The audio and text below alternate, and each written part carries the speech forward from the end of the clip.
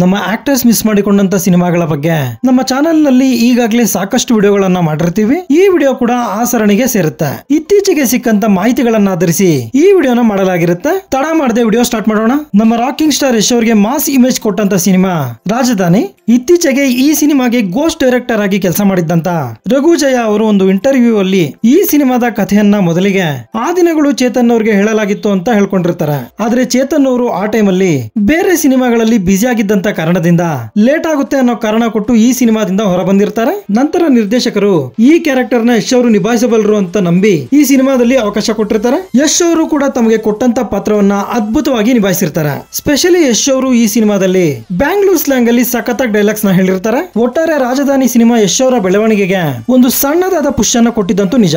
ನಮ್ಮ ಕಿಚ್ಚ ಸುದೀಪ್ ಅವರಿಗೆ ಲೈಫ್ ಕೊಟ್ಟಂತ ಸಿನಿಮಾ ಹುಚ್ಚ. ಈ ಸಿನಿಮಾ ತಮಿಳಿನ ಸೇತು ಸಿನಿಮಾದ ರೀಮೇಕ್ ಆಗಿರುತ್ತೆ. ಡೈರೆಕ್ಟರ್ ಬಾಲಾ ಅವರು ಆ ಸಿನಿಮಾನ ಡೈರೆಕ್ಟ್ ಮಾಡಿರ್ತಾರೆ. ಈ ಸೇತು ಸಿನಿಮಾದ ನಂತರ ಬಾಲಾ ಹಾಗೂ ವಿಕ್ರಮ್ ಅವರ ನಡುವೆ ಮನಸ್ತಾಪ ಉಂಟಾಗಿರುತ್ತೆ. ಆಗ ಪಿತಾಮಗನ್ ಸಿನಿಮಾದಲ್ಲಿನ ವಿಕ್ರಮ್ ಅವರ ಪಾತ್ರಕ್ಕೆ ಬಾಲಾ ಅವರು ಸುದೀಪ್ ಅವ್ರನ್ನ ಕೇಳಿದ್ರಂತೆ. ಸುದೀಪ್ ಅವರು ಓಕೆ ಕೂಡ ಅಂದಿದ್ರಂತೆ. ಇದಾದ ಸ್ವಲ್ಪ ದಿನಗಳ ನಂತರ ಬೇರೆ ಆಗಿದ್ದಂತ ವಿಕ್ರಮ್ ಹಾಗೂ ಬಾಲಾ ಅವರು ಮತ್ತೆ ಒಂದಾಗ್ತಾರೆ. ನಂತರ ಸುದೀಪ್ ಅವರು ಆ ಸಿನಿಮಾದಿಂದ ಹೊರ ಬಂದಿರ್ತಾರೆ.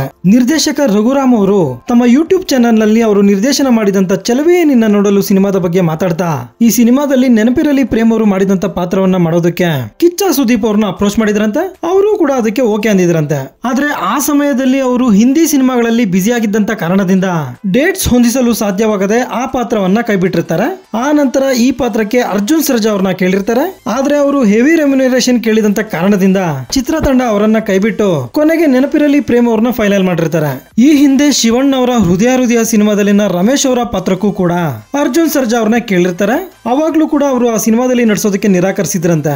ಇತ್ತೀಚೆಗೆ ಬಂದಂತ ಕಾಂತಾರ ಚಾಪ್ಟರ್ 1 ಸಿನಿಮಾದಲ್ಲಿ ಕುಲಶೇಖರನ ಪಾತ್ರದಲ್ಲಿ ಮಿಂಚಿದ್ದಂತ ಗುಲ್ಶನ್ ದೇವಯ್ಯ ಅವರು ನಮ್ಮ ಕರ್ನಾಟಕ ಮೂಲದವರೇ ಅನ್ನೋದು ಗೊತ್ತಿರೋ ವಿಷಯನೇ.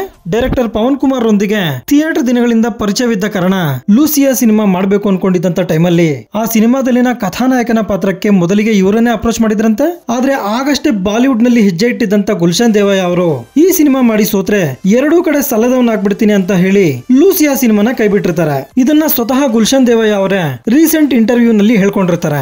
ನಟ ವಿಜಯ್ ರಾಘವೇಂದ್ರ ಅವರು ಕಲ್ಲರಳಿ ಹೂವಾಗಿ ಸಿನಿಮಾದಲ್ಲಿ ಬ್ಯುಸಿ ಆಗಿದ್ದಂತ ಕಾರಣದಿಂದ ಮುಂಗಾರು ಮಳೆ ಸಿನಿಮಾದಲ್ಲಿ ನಟಿಸುವಂತ ಅವಕಾಶವನ್ನ ಕಳ್ಕೊಂಡಿರ್ತಾರೆ. ಇವರ ತಮ್ಮ ಶ್ರೀಮುರಳಿ ಅವರು ಕೂಡ ಯೋಗರಾಜ್ ಭಟ್ರ ಮಣಿ ಸಿನಿಮಾದಲ್ಲಿ ನಟಿಸುವಂತ ಅವಕಾಶವನ್ನ ಮಿಸ್ ಮಾಡ್ಕೊಂಡಿರ್ತಾರೆ.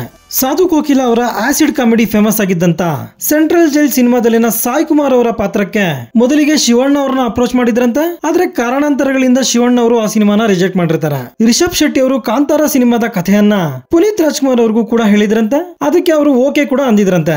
ಆದ್ರೆ ಆ ಟೈಮ್ ಅಲ್ಲಿ ಪುನೀತ್ ರಾಜ್ಕುಮಾರ್ ಅವರು ಬೇರೆ ಸಿನಿಮಾಗಳಿಗೆ ಕಮಿಟ್ ಆಗಿದ್ದಂತ ಕಾರಣದಿಂದ ಈ ಸಿನಿಮಾನ ಮಿಸ್ ಮಾಡ್ಕೊಂಡಿರ್ತಾರೆ. ಇದನ್ನ ಸ್ವತಃ ರಿಷಬ್ ಶೆಟ್ಟಿ ಹಾಗೂ ಪ್ರಗತಿ ಶೆಟ್ಟಿ ಅವರೇ ಕನ್ಫರ್ಮ್ ಮಾಡಿರ್ತಾರೆ. ರೀಸೆಂಟ್ ಆಗಿ ಬಂದಂತ ಮದರಾಸಿ ಸಿನಿಮಾದ ಕಥೆಯನ್ನ ಮುರುಘದಾಸ್ ಅವರು ಶಾರುಖ್ ಖಾನ್ ಗೋಸ್ಕರ ಮಾಡ್ಕೊಂಡಿದ್ರಂತೆ. ಆದ್ರೆ ಶಾರುಖ್ ಖಾನ್ ಅವರು ಆ ಸಿನಿಮಾನ ರಿಜೆಕ್ಟ್ ಮಾಡಿದ್ಮೇಲೆ ಶಿವಕಾರ್ತಿಕೇಯನ್ ಅವರು ಆ ಸಿನಿಮಾದಲ್ಲಿ ನಟಿಸಿರ್ತಾರೆ. ಲೋಕೇಶ್ ಕನಗರಾಜ್ ಅವರು ಕೂಲಿ ಸಿನಿಮಾದಲ್ಲಿನ ಸೌಬಿನ್ ಶಾಹಿರ್ ಅವರ ಪಾತ್ರಕ್ಕೆ ಮೊದಲಿಗೆ ಫಹದ್ ಫಾಜಿಲ್ ಅವ್ರನ್ನ ಅನ್ಕೊಂಡಿದ್ರಂತೆ. ಇನ್ಫ್ಯಾಕ್ಟ್ ಕಥೆನ ಕೂಡ ಅವ್ರಿಗೆ ಸೂಟ್ ಆಗೋ ತರ ಬರ್ಕೊಂಡಿದ್ರಂತೆ. ಆದ್ರೆ ಫಹದ್ ಫಾಜಿಲ್ ಅವರು ಆ ಪಾತ್ರ ಇಷ್ಟ ಆಗದೆ ಸಿನಿಮಾನ ರಿಜೆಕ್ಟ್ ಮಾಡಿರ್ತಾರೆ. ನಿರ್ದೇಶಕ ಸಿ ಪ್ರೇಮ್ ಕುಮಾರ್ ಅವರು 96 ಸಿನಿಮಾದ ಕಥೆಯನ್ನ ಅಭಿಷೇಕ್ ಬಚ್ಚನ್ ಅವ್ರಿಗೋಸ್ಕರ ಬರ್ಕೊಂಡಿದ್ರಂತೆ. ಆದ್ರೆ ಅವರನ್ನ ಮೀಟ್ ಮಾಡಿ ಕಥೆಯನ್ನ ಹೇಳೋದಕ್ಕೆ ಸಾಧ್ಯವಾಗದೆ ಕಡೆಗೆ ವಿಜಯ್ ಸೇತುಪತಿ ಅವ್ರನ್ನ ಹಾಕೊಂಡು ಆ ಸಿನಿಮಾನ ಮಾಡಿರ್ತಾರೆ. ನಟ ದುಲ್ಕರ್ ಸಲ್ಮಾನ್ ಅವರು ಕೆಟ್ಟ ಸಿನಿಮಾಗಳನ್ನ ರಿಜೆಕ್ಟ್ ಮಾಡೋದ್ರಲ್ಲಿ ಫೇಮಸ್. ಆದ್ರೆ ಅಂಧಾಧುನ್ ಅಂತ ಒಳ್ಳೆ ಸಿನಿಮಾನ ಕೂಡ ಅವರು ಮಿಸ್ ಮಾಡ್ಕೊಂಡಿರ್ತಾರೆ. ಹೌದು, ಮಿಸ್ಕಮ್ಯುನಿಕೇಶನ್ ಕಾರಣದಿಂದ ಈ ಸಿನಿಮಾ ಇವರ ಕೈ ತಪ್ಪಿ ಹೋಗಿರುತ್ತೆ. ವಿಶೇಷ ಏನಂದ್ರೆ ನಮ್ಮ ಕನ್ನಡದ ಟ್ಯಾಲೆಂಟೆಡ್ ಡೈರೆಕ್ಟರ್ ಹೇಮಂತ್ ರಾವ್ ಅವರು ಈ ಸಿನಿಮಾದ ಒನ್ ಆಫ್ ದ ರೈಟರ್ ಆಗಿ ಕೆಲಸ ಮಾಡಿರ್ತಾರೆ. ಸೊ ಇದಾಗಿರುತ್ತೆ ಇವತ್ತಿನ ನನ್ನ ವಿಡಿಯೋ. ನಮ್ಮ ನಟರು ಮಿಸ್ ಮಾಡಿಕೊಂಡಂತ ಸರಣಿಯ ಹಿಂದಿನ ವಿಡಿಯೋಗಳನ್ನ ನೋಡ್ಬೇಕಂದ್ರೆ ಕಾಮೆಂಟ್ ಬಾಕ್ಸ್ ಹಾಗೂ ಡಿಸ್ಕ್ರಿಪ್ಷನ್ ಅಲ್ಲಿ ಲಿಂಕ್ ಹಾಕಿರ್ತೀನಿ. ನೋಡಿಲ್ಲ ಅಂದ್ರೆ ಒಂದ್ಸಲ ನೋಡ್ಕೊಂಡ್ ಬನ್ನಿ. ಈ ವಿಡಿಯೋ ನಿಮ್ಗೆ ಇಷ್ಟ ಆಗಿದ್ರೆ ಒಂದು ಲೈಕ್ ಕೊಟ್ಟು ನನ್ನ ಚಾನೆಲ್ ನ ಸಬ್ಸ್ಕ್ರೈಬ್ ಮಾಡ್ಕೊಳ್ಳಿ. Thank you.